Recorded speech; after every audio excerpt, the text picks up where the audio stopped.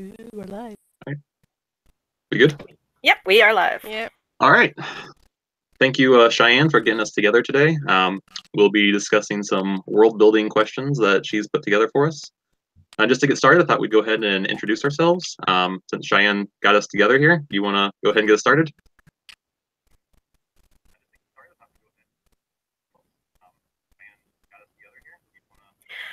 Yeah, sure. So I'm Cheyanne Murray, and I am the author of The Purest Blood and just an all-around fantasy fan. Good deal. Dianna, you want to go next? All right, I'm Dianna Gunn, author of Keeper of the Dawn, and yeah, all-around fantasy fan. I've never wanted to write anything else. Good deal. And both of you, are your books available now, just everywhere, or? On Amazon right now, for sure. I believe I'm on Amazon, Google, and Kobo, but we are not on the Apple Store. And Jackie? I've written, it's a children's science fiction. There was a couple of novels, and well, in a series, can't really call it a series if it's two. It was Space Rats and Space Rats and Monster Planet. That was a few years ago. So now I'm planning the next couple of years to really knuckle down and give it a go. And they're available on Amazon if you're interested. Monster Planet. That was a few years ago. So now I'm planning the next couple of years to really knuckle down and give it a go. And they're available on Amazon if you're interested. Are we getting some feedback? Yeah, a little bit. From someone? Planning the next couple of years to really knuckle down and give it a go. They're available on Amazon if you're interested. Are we getting some feedback?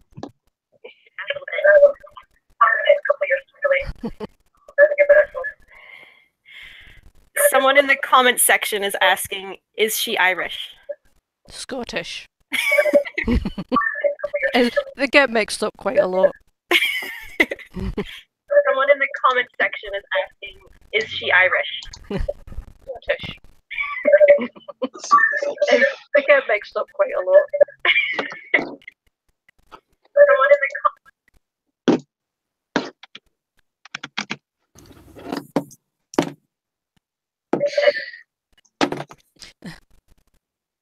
Alrighty.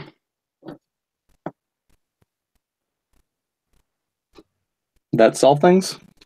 Yes, it's for me. I was the problem. Definitely from. Sorry about that, everybody. Sorry, technology is weird. That wasn't doing My it name is before. Ashton Gaskill. I'm the author of the 12 Dozen Kingdoms series. It's not available yet. I'm planning to self-publish it this year. Just moved into beta reader stage on that. Are you planning to self-publish the whole series at once, or just one book? It's a series of novellas. So I have the first 4 novellas that are the first entry in it done. That's what I'm beta reading now. And then it'll be 8 of those from there. So I'm planning to outline all those together. Okay. As I'm waiting for betas to come back in. Very nice. From there, let's move into question 2. How important do you think world building is to a story? For me personally, world building is one of the things that draws me into a story, but it's not one of the things that keeps me into it, if that makes sense. It's kind of like the characters and the interactions are what really hooks me, but usually the world building is what attracts me in the first place. So that's kind of where I'm at. Anybody else have any thoughts on that? Yeah, I'm the same. The world building can draw you in, it can be intriguing, but if the characters or the plot aren't that great, then, you know, it doesn't matter how great the world building is. So yeah, it's a great background, I think. Oh, we have someone else. Yes, Ella. Hi, guys. Do you want to introduce yourself real fast, Ella? Let us know what you write, if it's available, where it's available. Sure. My name is Ella York. I write women's fiction, romance, and young adult fantasy. I have published 3 women's fiction books. They're on Amazon, Barnes & Nobles, Books A Million, my website, www.ella-york.com. And also, I've written a fantasy novel that I'm currently shopping, and it's called The Land of Alasia, and it's about vampires, mutants, witches, everything fantasy. Nice. So, yeah, All right. We were just discussing the importance of world building to a story and how important you think it is on the scale of various book things. So, any thoughts on that? well, world building is absolutely imperative. I mean, if you think about Harry Potter and Twilight and some of the worlds that some of the most important things about the story come from the environment and the way that the author is able to create that world and kind of bring you in and make you want to be there. So world building is huge, and the biggest thing is just descriptive words and using words and phrases that make people want to be a part of your world. Sure. Yeah, I think it depends a lot on the story too, though, because some stories are really more internal and they're more about what's inside the character's head. And so the world building, yes, is important, but it's less of a focus than it is in something like Harry Potter, where, like, the thing about Harry Potter for a lot of people is the world. Right. How about you, Cheyanne? Yeah, I personally think, in my opinion, that world building is almost as important as both the plot and the characters. Without a proper world, like a proper feeling world, the characters and the plot can just kind of not feel right, if that makes sense. Mm-hmm. Sorry. I think it's also important just from a kind of a second reading standpoint. Like, I know a lot of books, when I go back, the world building is one of the things that really, like, it just kind of feels like going home when you reread that favorite old series, you get back to it. So that's definitely another thing to keep in mind. All right, from there, where do you guys start with your world building? For me, I start with some sort of mood, I would say. So I have some sort of mood in mind, like I don't know, somewhere cold or like a mountain place, and then I expand off that. How about you guys? I usually think what best would suit the story, first of all, and then just take it from there. So like the one I'm writing just now, it's got a petrified forest, and you have to think of things like if it'll be a hot, cold place, all that sort of thing, and then you just take it from there and expand it as much as you want.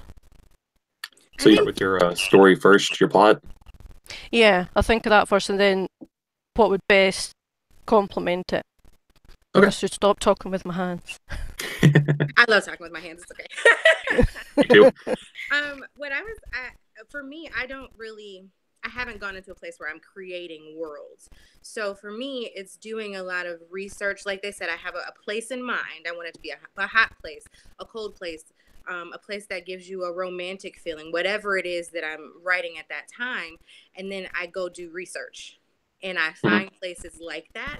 And if there's something I need to change about it to make my story fit better, then I do. But for the most part, I really try to do research about the places that I'm talking about and try to describe that the best way that I can in the books. Good deal.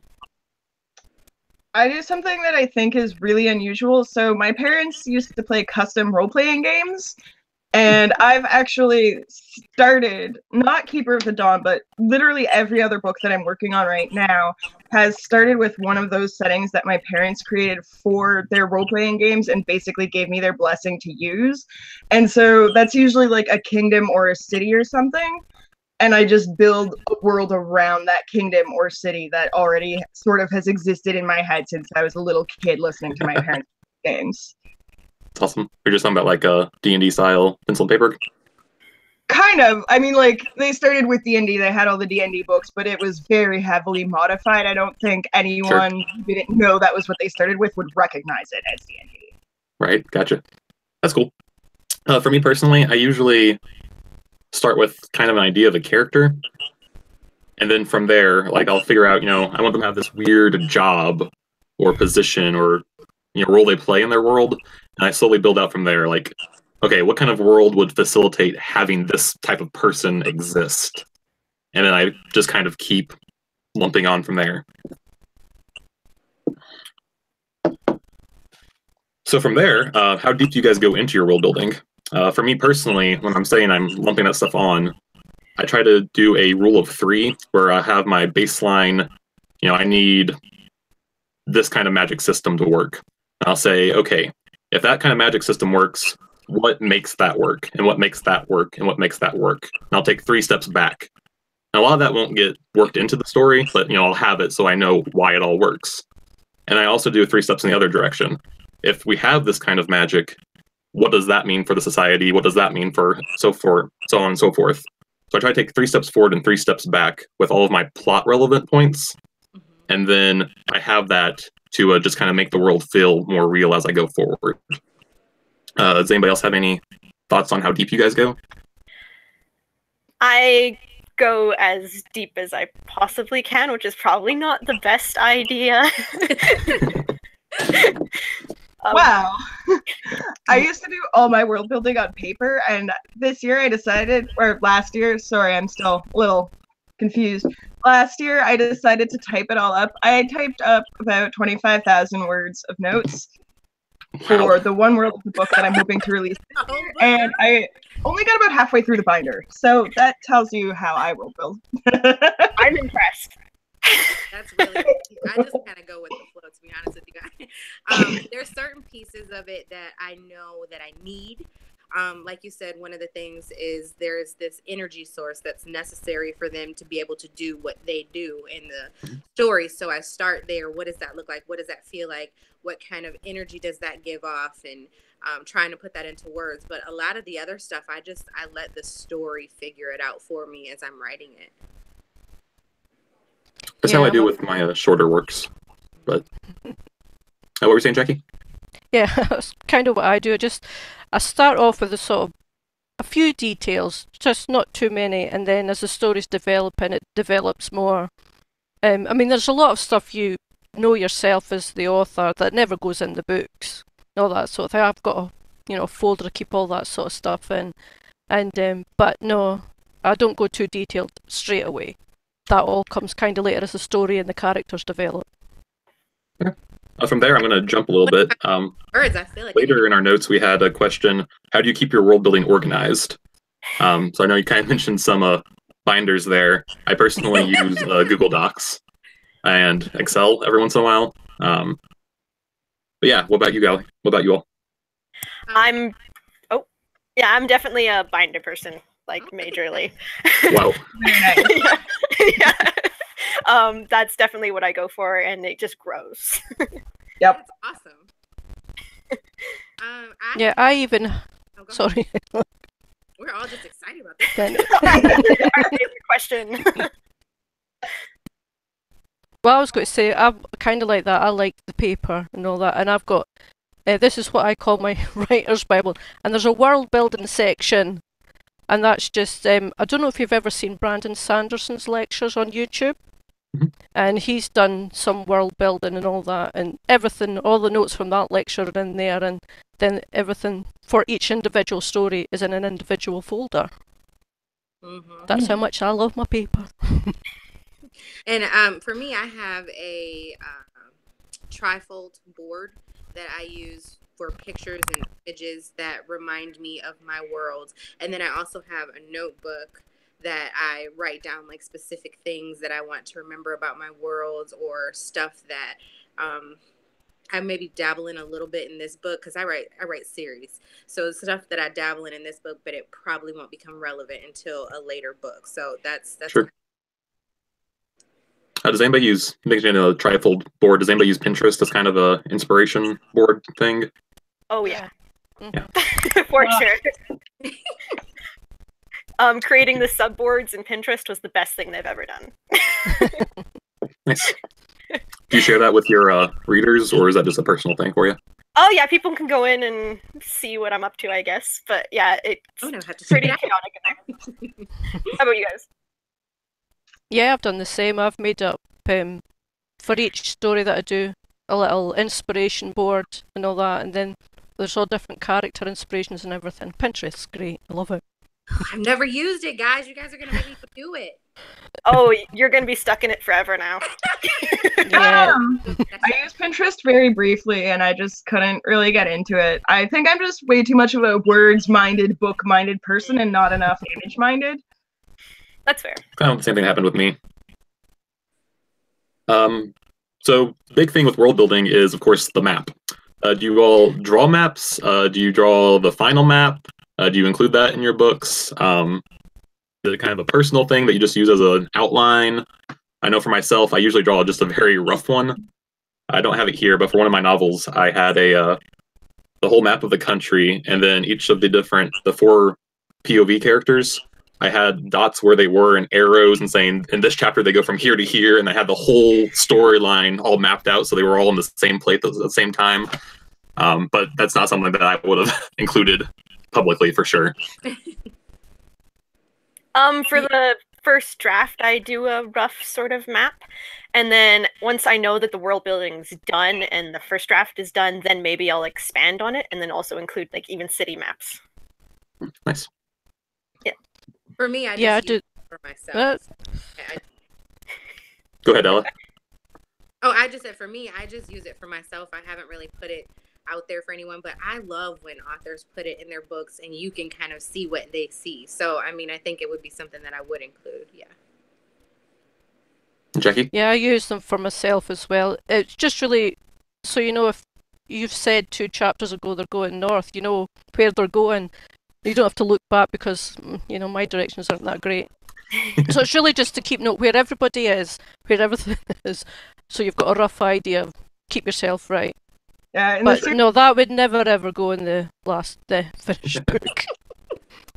In the series that I'm working on now, I have actually 2 maps. So I have like the general rough map to make sure that everyone's going in the right direction. And then because the second book focuses on a civil war, I've actually created a political map that shows where all the different nobles own land. Both are really rough though, and I might at some point, if I have the resources, pay someone else to make a pretty version and put in a book, but I'd never include the version that I created. Once again, I'm very impressed. Yeah, that's awesome. That is awesome. I think that's kind of like your cover art. It's probably better to leave that to someone who knows what they're doing. Exactly. I do know a couple people though, so maybe it'll happen. Yeah, mine would be like stick people and this is going to be pretty. Getting back to your kind of brainstorming stage, do you do your world building before or after your character creation? No, my character creation comes first. Sorry, I'm interrupting you again. I talk a lot. Carry on. No, I usually think of a character first and then everything sort of develops from there.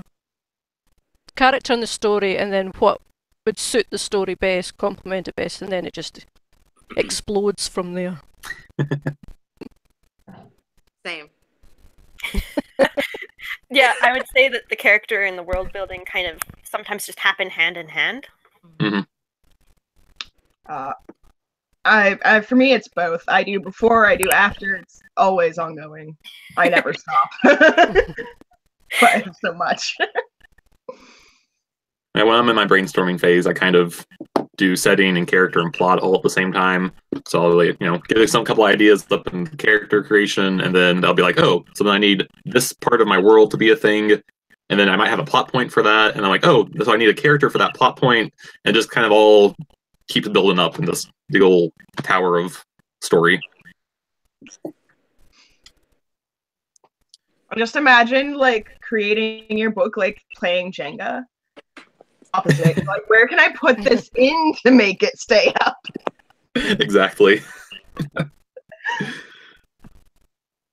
When you're doing your world building, do you guys use forms and question sets that people use sometimes, or do you just do it all freestyle? I know you mentioned that you do kind of look at Brandon Sanderson's lectures, which are excellent. Yes. But do you use how much free thinking, brainstorming kind of stuff do you do versus guided brainstorming? I guess freestyle versus guided. I would say I was more free. I take like notes of what is necessary for the story and think of those first, obviously. So they're probably more guided, but the rest of it is all just whatever comes, freestyle.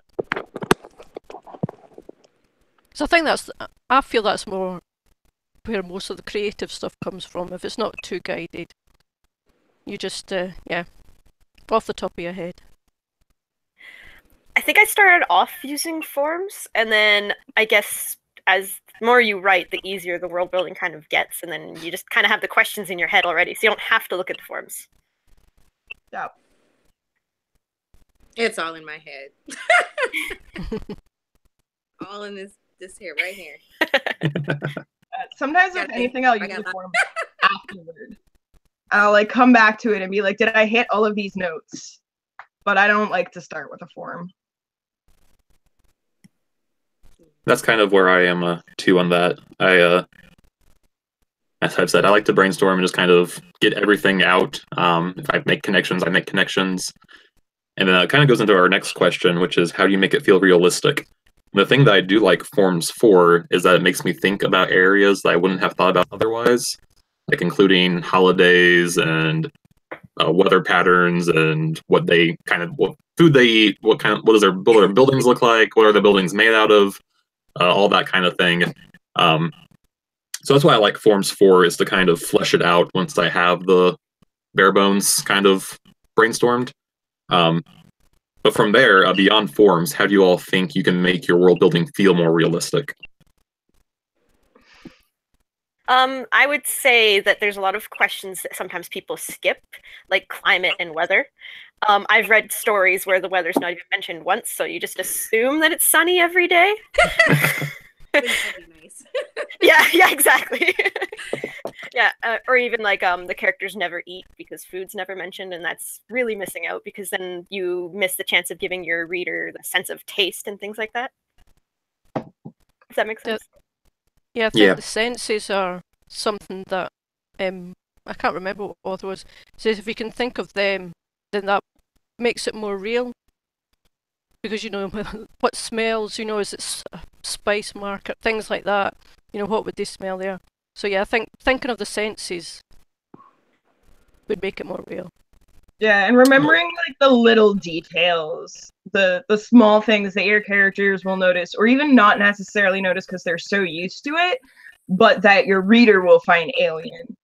Like the big stuff is really important to give an overall sense of like cohesiveness, but the little details are what make it actually feel real and not just coherent. I think an important thing to keep in mind that I feel like a lot of, especially fantasy writers, kind of get wrong, is the idea of having these two different settings. So when I think of my world building, I think of it as the overall world building. Then I also look at my individual scene settings and try to build those a little bit. Obviously, you can't spend as much time on every individual scene, but spending a bit of time to think, what's the most prevalent scent here? What kind of textures are you likely to bump into? And that kind of thing. And building those little things where you can include those senses, like you all were saying, as well as kind of asking yourself, what's weird in this world at this location? What kind of fish market uniqueness does my world have versus other worlds? What that can include. Yes, for sure, that makes sense. Like if let's say your setting is a desert, while you're writing, you should think to yourself, what can this desert setting add to this scene? Mm-hmm. Did you have any thoughts on that one, Ella? Yeah, I actually, one of the things that I like to do to help inspire me is I like to try to find pictures because I'm a very visual person. So I like to go online and try to find pictures of a place that I'm trying to describe. And then when I'm writing it, I look at that picture and I really try to put myself in that, like you said, in that environment. What does this look like? What kind of textures are you going to come across here? I know for one scene in my book, they're in like this underground tunnel, and I'm like, you got to pay attention to what's on the walls, what colors do they see, what little things, like she said, can that bring to the story and really try to get that across to the writer. So I'm visual, so I need to see it so I can write it the right way. Fantastic. I had another question I was going to ask, but I lost it. Long-winded, I told you. So how do you guys know when you're done with your world building? At what point do you stop working on that? Beyond, I'm sure everybody's going to say you keep working on it all the time. Like, I get that. But as far as before you write, how do you, before you, commit to that first chapter, first page, where do you stop? I think once I have a pretty good idea of what kind of environment they're in, then I generally start. So like she said, if they're in the South, is it warm? What time of day is it? What is she doing, and how is that impacted by the weather around her? Once I kind of have a good idea of what I'm right, then I start the story, and it just kind of, like I said, it grows from there. But before I start the story, I have certain places that I know I want them to visit, and I just try to figure out how to tie the story into those places. But in general, it's just having a good idea of what I want through the story. Yeah, I'm the same as Ella. To have a few details to start with, otherwise you could be there, you'd never get started. You can make this brilliant world, but no story. So yeah, start off just a little bit, and then just get going. And the story and the characters also develop the world building as well. So yeah, get started as soon as you can, really. Yeah, I used to be the same way, but I found that, like, for example, the edit I literally finished doing yesterday, a huge amount of that was going in and fixing up details of world building, and part of it was making sure that things that are clear in my head were clear to other people, but part of it was just also adding and going back and layering a bunch of stuff in that I hadn't necessarily done. And I've had to do that a few times with this book. So last year I started writing a new series, and I actually, because I write high fantasy worlds, my gods are real, my mythology is all real, not mythology. So I put in about 10,000 words of notes before I actually started on the first book for that, and then was continuing to add notes as I went along when I ran into a place where it's like, oh, this place I've only got like one note for, but I really need a dozen, and so I will go and do a page on that during the drafting process so that it's easier to rewrite. Sure. How about you, Cheyanne? Yeah, for me, I'm not really sure when I decide to stop. I guess when I have the setting right enough to picture my character in.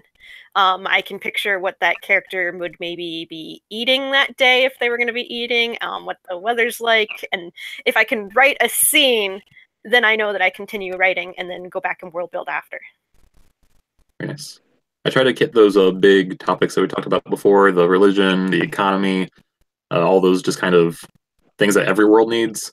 And like I said before, I just try to stick to that 3 steps back, 3 steps forward philosophy to get it kind of feeling fleshed out. So I have a nice iceberg to work with to show the things that come up and know the things that don't. On that note, I was kind of thinking also it might be interesting to know, maybe we should have done this first. Do you guys outline heavily, or are you more of a seat of your pants kind of writer? It's kind of a decent thing to know when you're talking about how much outlining you're doing. I consider world building a different part of the process from outlining, personally. Sure.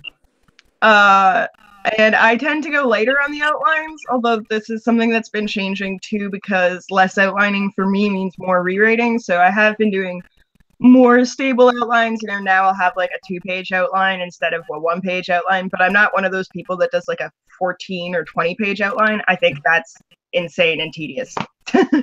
That's 5 chapters of your book. Right? Yeah, for me, I would say that how your character reacts in the world can change the world building, and also your world can change how the story goes. So I guess I don't outline too much until I have more of the plot or the world building, and I also don't world build too much without a brief idea of the outline, because they do kind of go hand in hand. Yeah, I'm kind of the same. I start off with a foundation for the outline, just like the world building, and then after a while, when you've got more into it, a few chapters in, start maybe outlining a bit more, just so I'm not stuck. I hate coming up to something, where am I going now, sort of thing. So no, start off with a sort of a firm foundation and then build it from there. That's how I outline. Gotcha. I definitely spend a lot more time building the plot than I do anything else. And I think it's, for me, like she said, I just need to know where it's going. I need to know where the story's going to go. I'm not going to sit there and outline every single detail because I'm a fly by the seat of your pants kind of writer. But I do like to at least have an idea of what I want to happen. And then I know what I need to do to get there. So, you know, I like to have a good idea of what the beginning is going to be, a good idea of where I should be about the middle of the book, and then where I want the book to end. And then I just let the rest of it figure itself out. So for me, I'm a pretty heavy outliner, much heavier than what I'm hearing you all say. I don't have pages of outlining because I don't use pages. I use Excel. I outline every scene of my book in great detail, all laid down this worksheet. So for me, how that works into world building is I know everything I need, all the details I need for the whole story when I start. So when you're doing flying by your seat of your pants, like you mentioned, Ella, are you saying, okay, I need to get here, so then do you like stop and research the stuff between there while you're writing? Sometimes I do. But like I said, I like to try to have a good idea. So there are certain places I know that I want them to hit. And that was part of the world building stage. So where I generally start is I start with the plot. I know where I want the story to go, why they're doing what they're doing. And then I start to figure out places that I know I want them to visit. And then as I'm writing the story, some other things like, oh, this makes sense, they should do this. So then I stop and I go and figure out what they're going to do when they get there. And then I figure out, I'm like, what are they going to do? Sit there standing in the middle of San Francisco. But figure out what they're going to do when they get there. And then I do research about the area so that it makes sense when I write the story. But a lot of it is just researching as I go, letting the characters take me where they're going to take me. Yeah, and sometimes so that I don't actually stop writing when I have new ideas and stuff that needs to be worked out for the world building, I'll actually keep a notebook or a binder beside my computer, and I'll handwrite off topic notes in there, and then I can come back to them and fully flesh them out later, but they're at least written down, and I know that that's something that I need to work on and build out. Sure. I do that with a Google Doc. I just have a separate tab opened. I don't like switching tabs. That's how I get into it. You would hate my internet. I'm telling you right now, I have like 15 tabs open because when I'm writing and I research a place, I just leave it open and I start thinking of other really cool places that they can do, and then I leave that one open and then I'm clicking on the top trying to figure out which one. That sounds chaotic. Yeah, I don't think I would get any work done. My writing is so chaotic but therapeutic at the same time. It's ridiculous.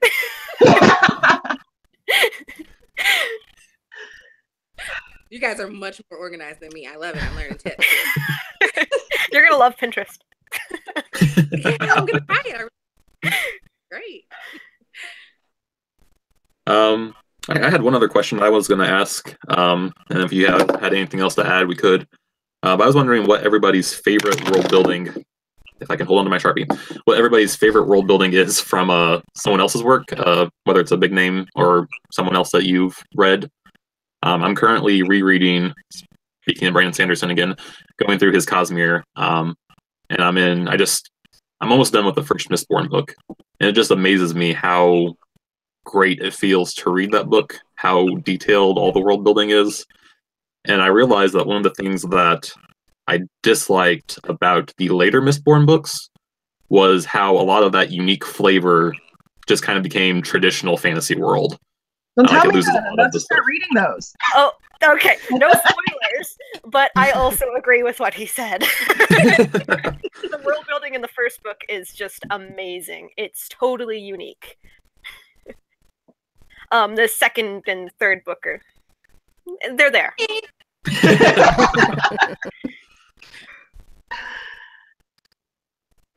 These Stormlight archives aren't too bad either. I've seen world building in there. Yeah, I'm only halfway through the second one, so they're great big doorsteps. You know, I'm gonna have to go with such a cliche answer, but Harry Potter, man, the world building in that, it just it captured a whole nation. I mean, if you think about that, what, you know, they've built whole worlds, like literally off of Harry Potter. And I think it just drew everybody into the story. And you started to feel like you went to Hogwarts and, you know, I'm going to go to Hogsmeade. And she just she thought it out so much. And I adore those books. So I have to say Harry Potter. Harry Potter was realistic enough for me that when I was little, I had these just gel pens, and I got a green one to make like the emerald ink, and I like wrote out Hogwarts invitations to my friends, and I thought they would actually fall for it. Like that's how realistic it felt for me. Can you make me one now? That's the real question. I think for this one, I'm gonna have to go with Discworld because it's so unique, it's so different, and the setting itself invites humor, which is really incredible to me. I am not funny on paper at all, and I am so envious of Terry Pratchett's ability to be funny over all of those books. And a huge part of that is because you're starting with a flat world carried on the back of 4 giant elephants, carried on the back of a giant turtle. And just even beginning there is so unique and so different. I absolutely love it. I've heard really good things about that series. I haven't got around to reading them yet. There are like 50 of them, so I don't blame you. I've only read maybe 7 or 8 of them. One day I'll get around to the rest. Yeah, I've read all of them. They're great books. Yeah. He was a great man. We do have some comments if we want to go through those too. Before we do that, I just want to remind people that I think all of our contact information is in the description for the video. So if you want to check out any of our YouTube channels or other ways to get in contact with us, you can. But from there, yeah, let's go ahead and hit those comments. Okay, so one of them is, oh, are you guys all on YouTube? Yes, we are. Yes. Is there a reason why you are breaking them into novellas instead of one book? So starting out, I had this idea for this like big sweeping fantasy series, and I also wanted to write really unique fantasy stories. So for instance, one of them is kind of the brand of documentary like a Gyro Dreams of Sushi, where you have this kind of where your focus, or the Miyazaki documentary Kingdom of Madness and Dreams or something like that, where you focus on this one person doing their job, and that's just kind of the story. So I wanted to have a book about that, but I also didn't want to take 2 years to write a book just about that. So I'm kind of embracing this writing philosophy. It's a Japanese writing structure where you have like plot A1, plot A2, B, and then they come together for the conclusion instead of the traditional 3-act structure that a lot of Western stories use. So my novellas go novella 1, novella 2, novella 3, and then they come together for the 4th one. So that 3rd one I can be more experimental with. But then I can tell this whole story that feels kind of like an epic, and I can follow these characters over longer periods of time, but with shorter word counts so I can get through it faster. I would like to be traditionally published eventually, and I know that's less likely with novellas. So I can tell these stories that I want to tell and kind of start to get a following and tell lots of stories and keep myself fresh, keep the stories interesting to me. So that's kind of why I'm going with novellas. For me, mine's is a series too, and I love series because like you were saying, I feel like it allows you to kind of go deeper into the story a little bit. And the girls in my book, because they're all young women that are in the story, they learn and they grow so much, and you get to grow with them. I feel like when you're writing a series of books, and they're on this journey to save the world, and they have to get different amulets at each place.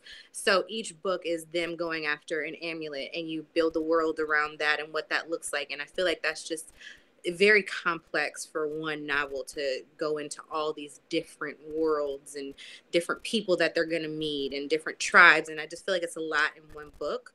So it kind of needs to be a series. Yeah, especially because you're writing urban fantasy, right? Like, I feel like there probably would be room for that in epic fantasy, but that would be very specific to epic fantasy. It's definitely not something we see as much in real world stories. Yeah. With the urban fantasy. Not that we couldn't, but just not a genre. Amber Craft wants to know, do you base them on real places and expand or make them all up? For me, real places.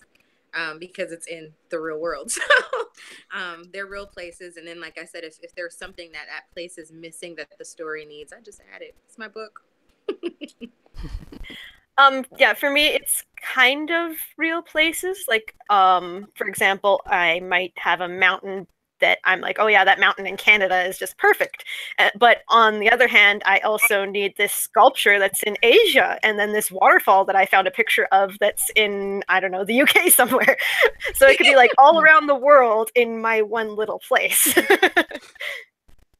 it works. It works. Yeah. I think real world places can inspire your own ideas of places. So yeah, it starts off kind of real world inspiration and into your made up place. I use a Pretty much how little I do as well. real world inspiration mostly for weather patterns and climate, so I'll base like the climate of a place off a place because that's just easier for me than trying to science it all out. But most of my stuff is very much, it just comes out of my head completely alien. Yeah, that makes sense. Like, there's like a basis for what you get inspired from in the real world, and then there's a part where only imagination comes into play, right? Yeah. And I think, like you said, it goes into play with what kind of fantasy you're writing. I mean, if your fantasy is based more on the real world, then you're going to, and they're actually living in the United States or whatever, then you don't have to do as much creating. But if you're writing like an Avatar type of world, there's nothing like that out there. So you literally pull that out of your head. So I think fantasy in general is just so broad. You can really do whatever you need to do. Well, and Avatar is actually like Avatar: The Last Airbender. It's like a great example of this because there's so much that's inspired by actual places in the world and also cultures that are in the world, right? Like monks. The other great thing about Avatar: The Last Airbender is it does one thing that a lot of fantasies fall short on, where it actually follows through the existence of bending to its logical conclusion in so many ways. There are so many characters in the background using bending to build their world, to work in their world. It's incredible, and it's everywhere. And some of that is possible purely because of the, television format, and it's just easier to show those things. But still, most stories don't follow through like that and show the difference that the magic has on every area of the world. For sure. I feel like that's trying to avoid spoilers, but I do feel like that's one of the things that the second era of Mistborn does better than the first era. Yeah, that's true. For me, I tend to like trying to find pretty pictures on the internet of really cool places and then kind of build from there. So what you all were saying, using as inspiration. But something that I've seen other people do that I think is kind of cool is taking just actual places and like rotating them or messing around with them. I know I think the most popular one would be Game of Thrones. Is just like the English Isles and it's like turned upside down. And then there's another series, I'm not sure which one it was, that's like Australia and it's like flipped or something. Like it's really simple, but then they just like fantasized Australia essentially for their continent.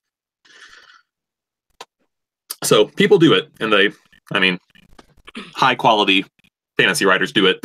But are you saying we're not high quality?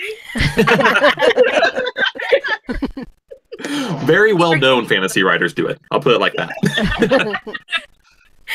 I like that better. I do too.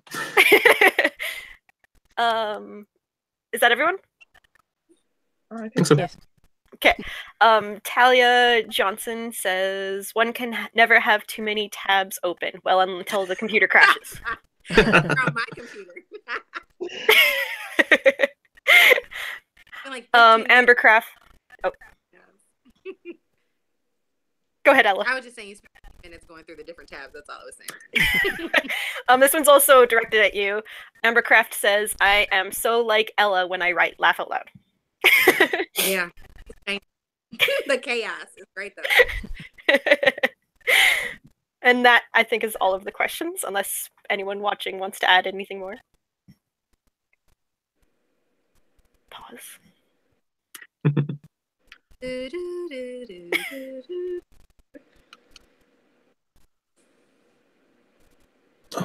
Well, I had fun.